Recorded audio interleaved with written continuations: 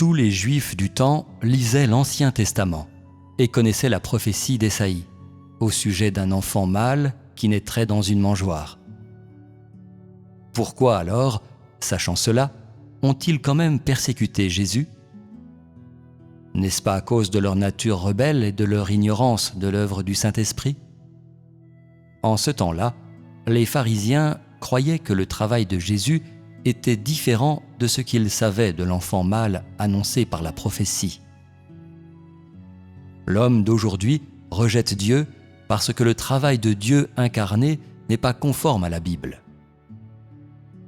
La substance de leur rébellion contre Dieu n'est-elle pas une seule et même chose ? Te serait-il possible d'accepter sans question tout le travail du Saint-Esprit ? Si c'est l'œuvre du Saint-Esprit, alors c'est le bon courant. Tu devrais l'accepter sans la moindre appréhension au lieu de trier et choisir ce qu'il faut accepter. Si tu reçois une connaissance de Dieu et te méfies de lui, ne démontres-tu pas une attitude vraiment déplacée ? Ce que tu dois faire, c'est accepter tout travail tant qu'il soit celui du Saint-Esprit, sans le besoin d'une corroboration de la Bible, car tu crois en Dieu pour suivre Dieu, non pour mener une enquête à son sujet.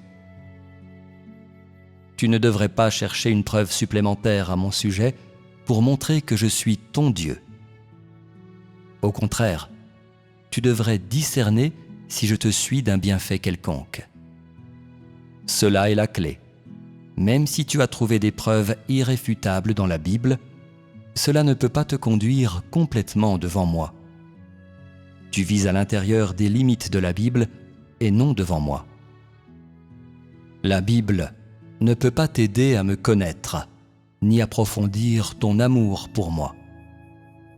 Bien que la Bible ait prophétisé qu'un enfant mâle serait né, nul ne pouvait découvrir à qui la prophétie s'appliquait, car l'homme ne connaissait pas l'œuvre de Dieu, et c'est cela qui a amené les pharisiens à s'opposer à Jésus. Certains savent que mon travail est pour le bien de l'homme, mais ils continuent à croire que Jésus et moi sommes deux êtres totalement distincts, qui sont incompatibles. En ce temps-là, Jésus a enseigné à ses disciples, par une série de prédications pendant l'ère de la grâce, la manière de pratiquer, de se rassembler, de demander dans la prière, de traiter les autres et toutes ces autres choses. L'œuvre qu'il a accomplie est celle de l'ère de la grâce, et il a seulement expliqué la façon dont les disciples et ceux qui le suivaient devaient pratiquer. Il a seulement accompli l'œuvre de l'ère de la grâce et non des derniers jours. Quand l'Éternel a établi la loi de l'Ancien Testament dans l'ère de la loi, pourquoi alors n'a-t-il pas fait le travail de l'ère de la grâce ? Pourquoi n'a-t-il pas clarifié à l'avance le travail de l'ère de la grâce ?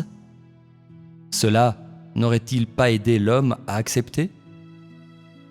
Il a seulement prophétisé qu'un enfant mâle serait né et investi de pouvoir, mais il n'a pas réalisé à l'avance le travail de l'ère de la grâce. L'œuvre de Dieu dans chaque ère a des limites claires. Il ne fait que l'œuvre de l'ère actuelle et ne réalise jamais à l'avance l'œuvre de l'étape suivante. Ce n'est que de cette manière que son œuvre représentative de chaque ère peut être mise en évidence. Jésus a parlé uniquement des signes des derniers jours, de la manière d'être patient et d'être sauvé, de se repentir et de se confesser, aussi de la manière de porter la croix et d'endurer la souffrance. Il n'a jamais dit dans quoi l'homme devait entrer dans les derniers jours, ni comment chercher à satisfaire la volonté de Dieu. Donc, ne serait-ce pas un acte erroné de chercher dans la Bible l'œuvre de Dieu les derniers jours ? Que peux-tu apprendre en tenant simplement la Bible dans tes mains ? Qu'il soit un exégète de la Bible ou un prédicateur qui peut connaître d'avance l'œuvre d'aujourd'hui ?